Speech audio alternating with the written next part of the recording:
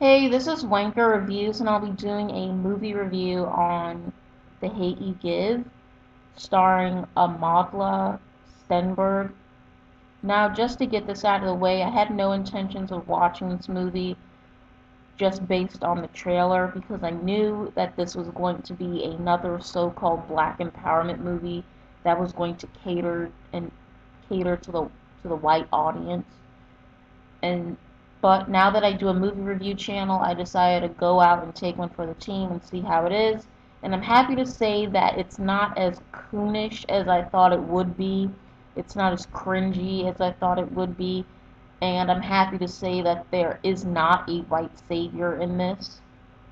Like 99.9% of the white people in this are horrible, and you can't sympathize with them at all, which was a little surprising that they would have that. And the movie is very entertaining. It's a 2 hour movie. It could have been shorter. They could have cut a lot of stuff out, but it doesn't feel like a 2 hour movie. It's very engaging throughout. And Amandla, I usually do not like Amandla at all. I honestly never seen a movie with her in it, simply because I just don't like her. But she is a great actress. Like, she cries a lot in this movie, and she is fantastic in this movie.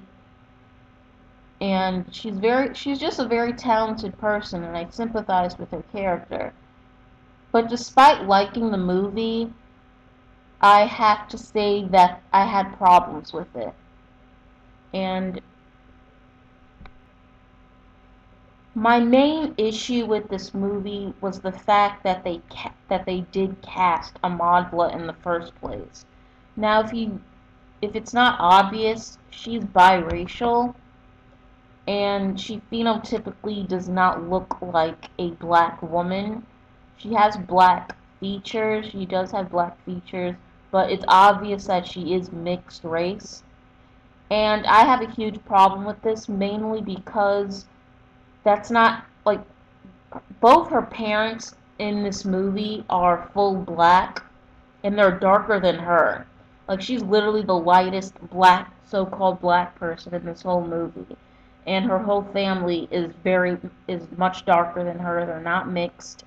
And I don't think I would have as much of a problem with this if they had cast at least a racially ambiguous looking black mother or father and have an interracial couple be her parents in the movie. But the fact that she's supposed to be the representation of what a black woman is supposed to look like, I thought that was very colorist. And also, if you look back, this movie is based on a book, and if you look at the book cover, it clearly shows a dark-skinned black girl with a huge afro. Like, she's very, very, very dark-skinned on the cover, even though it's just an animation. And I'm not surprised, but I'm very disappointed that they wanted to go with a light-skinned actress, and not just a light-skinned actress, but a half-white actress to play a full black woman. So that was very colorist. Another problem that I have is Amandla herself. She is known for playing bedwenching roles.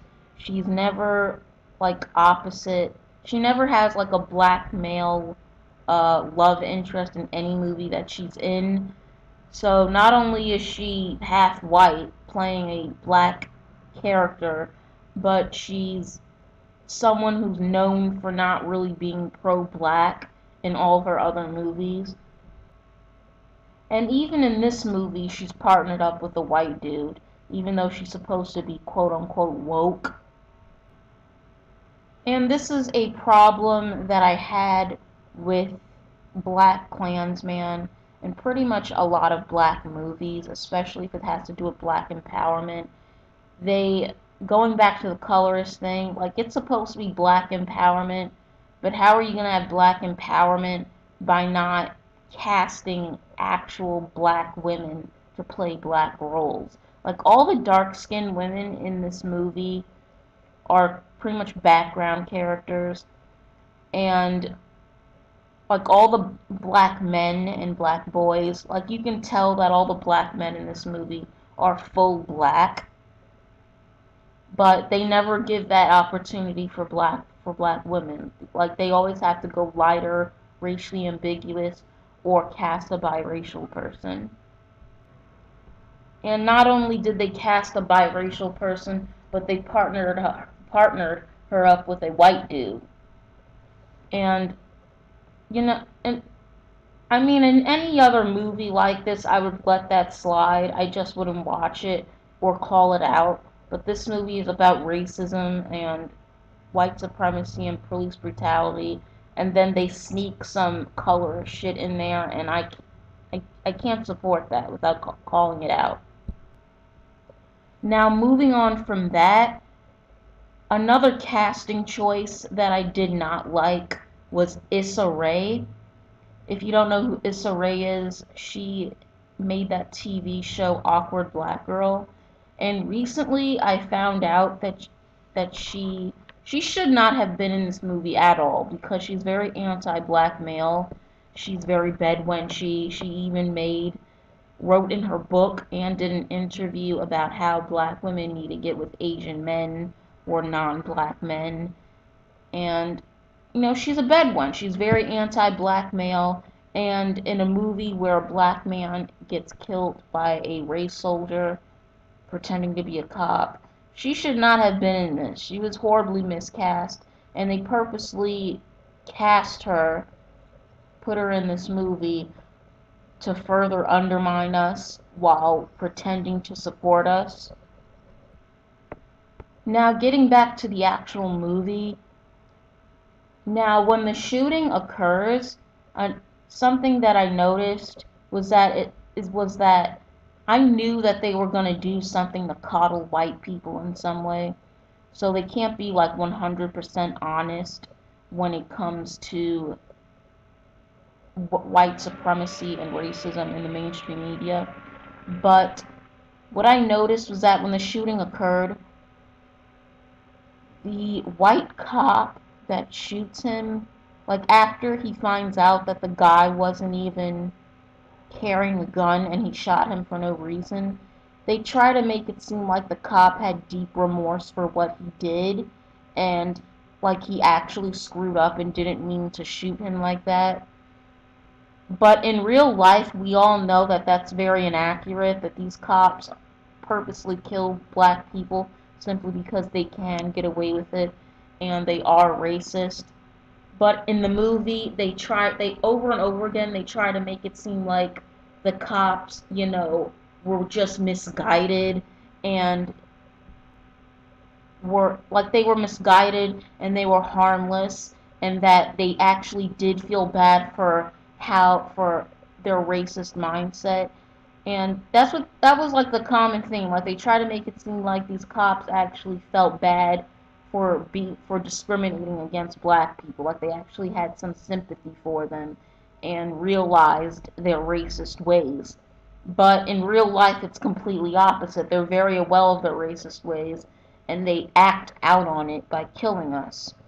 So yeah, that was one thing that they did to coddle the white audience. They couldn't get too black and too black power, and y'all know what I mean. They couldn't like be 100% honest because these mainstream movies are never honest 100% of the time. There's always some fuckery going on, and I expected that. And another thing that happened, the guy that plays her dad, Amadla's dad in this movie, uh, he is very pro-black, and he even gave his kids pep talks about how they could protect themselves from the police whenever they're encountered. And another thing that bothered me was that again they couldn't go too black on this movie, so they had to do the whole people of color, oppressed people, like sticking up for black people and people of color, oppressed people, that intersectionality nonsense. They couldn't just, say black because, this is a mainstream movie. and they have to include everybody in the black struggle.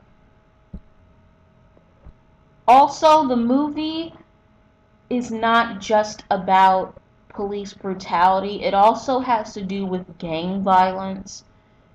And so basically, there's two different villains in this movie. There's the black gang that's targeting Amadla's character, and there's also the racist cops that are killing black people and killed Star's friend, Amadla's character, and her dealing with police brutality and the black gangs. And I thought that was very interesting. So, and I felt like whole black gang subplot could have been completely cut out, and I think they only included the king lords. That's what the black gang is called. They're a drug gang. They included this black gang, this violent black gang that was terrorizing the neighborhood, and they made them be supervillains in order to take the heat off of the white racists in this movie, the white killer cops in this movie. And that was like a way to say black, to push in the whole black on black crime narrative and violence in Chicago, and that whole white supremacist narrative about how black people are killing other black people and they're just as bad as these race soldiers pretending to be cops who kill black people. So I kind of rolled my eyes at that. And it even got to the point where they focused more, like the whole theme of the movie did focus on police brutality, but they really focused on this black gang.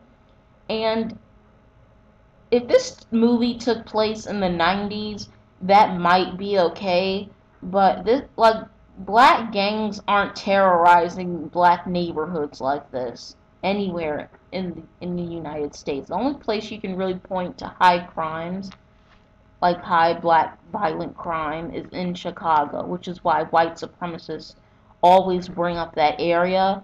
But overall, this whole black gang, black drug gang terrorizing people and doing drive-bys, that is such an old stereotype. That's like a 2-decade stereotype. It's not like that anymore.